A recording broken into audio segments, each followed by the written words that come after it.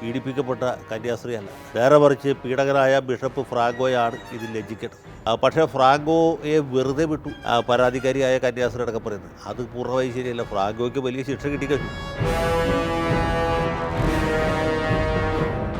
കഴിഞ്ഞ ദിവസം ഏഷ്യാനെറ്റ് ന്യൂസ് ചാനലിൽ പ്രമുഖ അവതാരകനായ വിനു വി ജോണുമായിട്ട് ഈ ഫ്രാങ്കോ കേസിലെ അതിജീവിതയായ കന്യാസ്ത്രീ നടത്തുന്ന അഭിമുഖ സംഭാഷണം കണ്ടപ്പോൾ സത്യത്തിൽ എനിക്ക് ഒരു ചെറിയ വിസ്മയം തോന്നി.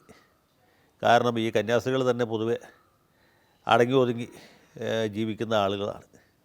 ഈ കന്യാസ്ത്രീ ഇതുവരെ പൊതു രംഗത്ത് പ്രത്യക്ഷപ്പെട്ടിരുന്നില്ല. അങ്ങനെ ഒരു വ്യക്തി പെട്ടെന്ന് ഇങ്ങനൊരു വെളിപ്പെടുത്തലുമായി വന്ന് എന്തുകൊണ്ടാണ് എന്ന് എനിക്ക് കൗതുകം തോന്നി. അത് പലർക്കും അതിലൊരു അത്ഭുതം തോന്നിക്കാണും എന്നെനിക്ക് തോന്നുന്നു. പക്ഷേ അവർ പറയുന്നത് കേട്ടപ്പോൾ പറയുന്നത് വളരെ കൺവിൻസിംഗ് ആയിട്ട് തോന്നി. കാരണം എന്താ വെച്ചാൽ നമ്മുടെ ഈ ദിലീപ് കേസിലെ അതിജീവിത സിനിമാ നടി അവർ പൊതുരംഗത്ത് ധൈര്യസമേതം പ്രത്യക്ഷപ്പെടുകയും മുഖ്യമന്ത്രിയുടെ വിരുന്നിൽ പോലും പങ്കെടുക്കുകയും ചെയ്യുന്നത് കണ്ടപ്പോഴാണ് ഇവർക്ക് ഈ കാര്യങ്ങൾ തുറന്നു പറയണം, അങ്ങനെ അതിജീവിതരല്ല അടച്ചുമൂടിയിരിക്കേണ്ടത്, നേരെ മറിച്ച് പീഡകരാണ് എന്ന തിരിച്ചറിവുണ്ടായത് എന്നവർ പറയുന്നു. തീർച്ചയായിട്ടും ഇത് വളരെ പ്രധാനപ്പെട്ട ഒരു വഴിത്തിരിവാണ് എന്നെനിക്ക് തോന്നുന്നു. കാരണം ഈ ഫ്രാങ്കോയുടെ പീഡന പരാതി ആദ്യം പുറത്തു വരുന്നത് 2018 കൃത്യമായിട്ട് പറഞ്ഞാൽ 2018 ജൂൺ 30 ആയിരിക്കണം. 30 മാതൃഭൂമി പത്രത്തിലാണ് ഒരു ബിഷപ്പിനെതിരായിട്ട് കന്യാസ്ത്രീ പരാതി കൊടുത്തു എന്ന വാർത്ത സാമാന്യം വിശദമായിട്ട് കൊച്ചിയിൽ നിന്ന് റിപ്പോർട്ട് ചെയ്തത്. ജോസഫ് മാത്യു എന്ന റിപ്പോർട്ടറായിരുന്നു എന്നാണ് എൻ്റെ ഓർമ്മ. കാരണം ഈ കത്തോലിക്ക സഭയുമായി ബന്ധപ്പെട്ട വാർത്തകൾ അധികവും വരുന്നത് ജോസഫ് മാത്യുവിൻ്റെ ബൈലൈനിലാണ്.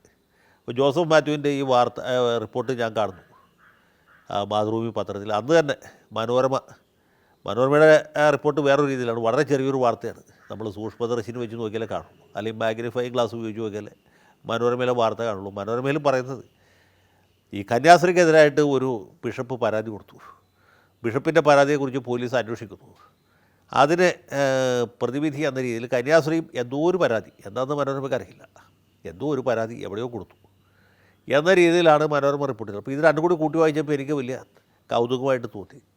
ഞാൻ അന്ന് എൻ്റെ ഫേസ്ബുക്കിലൊരു പോസ്റ്റ് ഇട്ടു എന്നാണ് എൻ്റെ ഓർമ്മ.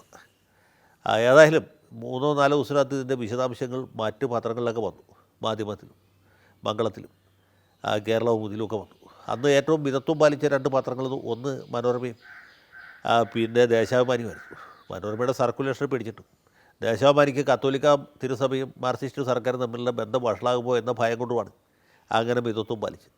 പിന്നീട് പല സംഭവങ്ങളും ഉണ്ടായി, നമുക്കറിയാം. പരാതി രേഖാമൂലം പോലീസിൽ കൊടുത്തു, പോലീസ് അന്വേഷിച്ചു. വൈക്കം DYSP ഒരു വിലങ്ങുമായിട്ട് ജലന്ധർ വരെ പോയി ഫ്രാങ്കോയെ അറസ്റ്റ് ചെയ്യാതെ ഈ പട്ടി ചന്തയ്ക്ക് പോയ പോലെ തിരിച്ചു വന്നു. അവസാനം ഈ കന്യാസ്ത്രീകൾ ഓണത്തിൻ്റെ അവധി സമയത്താണ് എറണാകുളത്ത് ഹൈക്കോടതി ജംഗ്ഷനിലുള്ള വഞ്ചി സ്ക്വയറിൽ സത്യാഗ്രഹം നടത്തി. അങ്ങനെ 4 ദിവസം സത്യാഗ്രഹം നടത്തി. നാട്ടിൽ രാഷ്ട്രീയ നേതാക്കന്മാർ മിക്കവാറും അവിടെ നിന്ന് വിട്ടു.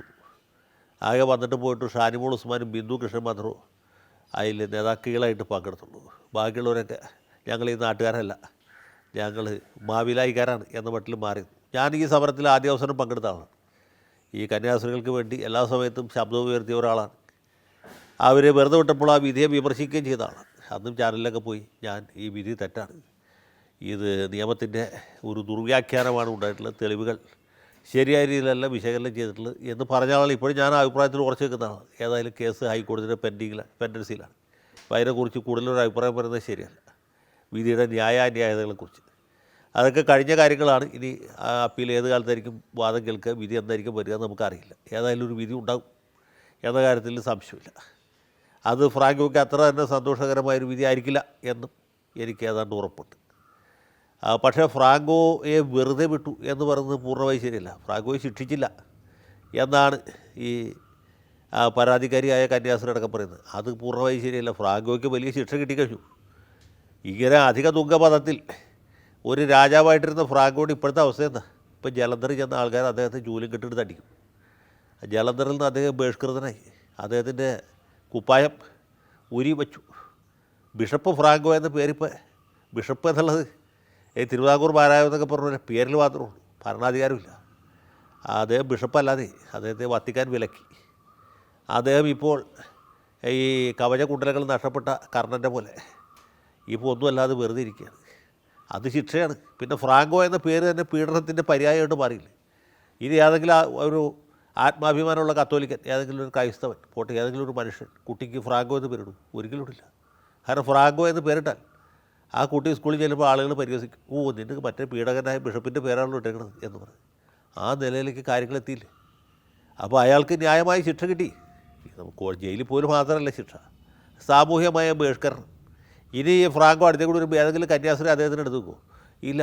അവിടെ നിന്ന് ഒരു 5 അടി മാറി നിൽക്കും, കയ്യെത്തുന്ന ദൂരത്തേക്ക് മാറി നിൽക്കും. എന്തുകൊണ്ടാണ്? ബാക്കി വൈദികരെയും അല്ലെങ്കിൽ ബിഷപ്പുമാരുടെ അടുത്ത് ചെല്ലുമ്പോൾ അവരുടെ മുഖത്ത് ഇദ്ദേഹത്തെ കാണുമ്പോൾ ഉണ്ടാകുന്ന ഒരു വികാരം ഏത് രീതിയിലായിരിക്കും, അവരുടെ മുഖത്ത് ഉണ്ടാകുന്ന ഒരു കളർ വ്യത്യാസം എങ്ങനെയായിരിക്കും ആലോചിച്ച് നോക്കിയാൽ മതി. അപ്പോൾ ഫ്രാങ്കോയ്ക്ക് ശിക്ഷ കിട്ടിയിട്ടുണ്ട്, ജയിലിൽ പോയില്ല എന്ന് മാത്രമേ ഉള്ളൂ. ആ ശിക്ഷ അദ്ദേഹം മരിക്കുന്നവരെ അല്ലെങ്കിൽ മരിച്ചതിന് ശേഷവും നിലനിൽക്കും. ഫ്രാങ്കോയെ പിന്നീട് എന്താണ് സഭ സഹനദാസനായിട്ട് അംഗീകരിക്കേണ്ടി വരും. നമ്മുടെ ഏറ്റുമാനൂരെ മറ്റേ അതിരമ്പുഴയിലെ ഫാദർ ബെനഡിക്റ്റിനെ ചെയ്ത പോലെ ആ നിലയിൽ അദ്ദേഹത്തിൻ്റെ ഖ്യാതി, അദ്ദേഹത്തിൻ്റെ സൽപ്പേര്, അതിൻ്റെ പരിമളം ലോകമെമ്പാടും വ്യാപിച്ചു. ഇത് കേരളത്തിൽ മാത്രമല്ല, ഇന്ത്യയിൽ മാത്രമല്ല, ലോകവ്യാപകമായിട്ട് ശ്രദ്ധിക്കപ്പെട്ട റിപ്പോർട്ട് ചെയ്യപ്പെട്ട കേസാണ്. ഒരു കന്യാസ്ത്രീ ബിഷപ്പിനെതിരായിട്ട് പരാതി കൊടുക്കുക, ക്രിമിനൽ കേസ് ഉണ്ടാവുകയും ചെയ്യുക ചെറിയ കാര്യമല്ല. കോട്ടയം സെഷൻസ് കോടതി ഫ്രാങ്കോയെ വെറുതെ വിട്ടെങ്കിലും പൊതുജന മനസാക്ഷി വെറുതെ വിട്ടില്ല, വിടുകയുമില്ല. ഫ്രാങ്കോയെ പോലുള്ളവർക്ക് ഈ മഹാഭാരതത്തിലെ അശ്വത്ഥമാവിൻ്റെ പോലെയാണ്. ശിരോമണി ചൂടുന്നെടുക്കപ്പെട്ട് ദേഹമെല്ലാം പൊട്ടി ഒലിച്ച് കാട് കയറി പോകുന്നത് അശ്വത്ഥമാവാണ് ഇപ്പോഴത്തെ ഫ്രാങ്കോ. അപ്പോൾ അങ്ങനെ ഫ്രാങ്കോ എത്തിക്കഴിഞ്ഞു. പക്ഷേ ഞാൻ പറയാൻ വന്നത്, ഈ കന്യാസ്ത്രീ ധൈര്യസമേതം ന്യൂസ് ചാനലിൽ വന്ന് അവരുടെ മുഖം വെളിപ്പെടുത്തിക്കൊണ്ട്, പേര് വെളിപ്പെടുത്തിക്കൊണ്ട് ഈ കാര്യങ്ങൾ തുറന്നു പറഞ്ഞ് ഏതായാലും നന്നായി. കാരണം എന്താ വെച്ചാൽ, ഈ പീഡിപ്പിക്കപ്പെടുന്ന സ്ത്രീകൾ വീടിനുള്ളിൽ അടച്ച് ഒതുങ്ങിയിരിക്കേണ്ടവരല്ല, അവരല്ല ലജ്ജിക്കേണ്ടത്, അവരെ പീഡിപ്പിച്ചവരാണ് എന്ന വലിയ സന്ദേശമാണ് ആ സഹോദരി കൊടുത്തിട്ടുള്ളത്. ഞാൻ ഈ ഹൈക്കോടതി ജംഗ്ഷനിലുള്ള സത്യാഗ്രഹത്തിൽ പങ്കെടുത്തിരുന്നു. അതിൽ ഇവരുണ്ടായിരുന്നില്ല, ഇവരുടെ സഹോദരി അടക്കമുള്ള വേറെ 3-4 കന്യാസ്ത്രീമാരാണ് ഉണ്ടായിരുന്നത്. പിന്നീട് കേസ് വെറുതെ വിട്ടതിന് ശേഷം നമ്മുടെ സുഹൃത്തായ ഒരു വൈദികരുമൊത്ത് ആ മഠത്തിൽ പോകാനിടെ അന്ന് അവരനുഭവിച്ചുകൊണ്ടിരിക്കുന്ന വലിയ ഒറ്റപ്പെടലിനെ കുറിച്ച് പറഞ്ഞു. അവിടെ പോലീസ് പിക്കറ്റ് ആ സമയത്തും ഉണ്ട്. ഞങ്ങൾ 2-3 പേര് അവിടെ പോയി ഈ കന്യാസ്ത്രീകളെ കാണിച്ചു. അവരന്ന് പറഞ്ഞ അതേ കാര്യങ്ങൾ തന്നെയാണ് ഇപ്പോൾ ടെലിവിഷൻ ചാനലിലെ ക്യാമറയുടെ മുമ്പിലും പറഞ്ഞത്. ഏതായാലും ഈ കാര്യങ്ങൾ തുറന്ന് പറഞ്ഞതിന് അവരെ അഭിനന്ദിക്കുന്നു.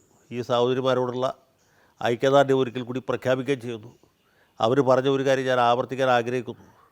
പീഡിപ്പിക്കപ്പെട്ട കന്യാസ്ത്രീ അല്ല, നേരെ മറിച്ച് പീഡകനായ ബിഷപ്പ് ഫ്രാങ്കോയാണ് ഇതിൽ ലജ്ജിക്കേണ്ടത്. അയാളാണ് ആ വീടിൻ്റെ തട്ടുപുറത്ത് ഒളിച്ചിരിക്കേണ്ടത്, അല്ലാതെ പീഡിപ്പിക്കപ്പെട്ട കന്യാസ്ത്രീ അല്ല. ഇവരെ പോലെ പീഡിപ്പിക്കപ്പെട്ട മറ്റ് സ്ത്രീകളല്ല.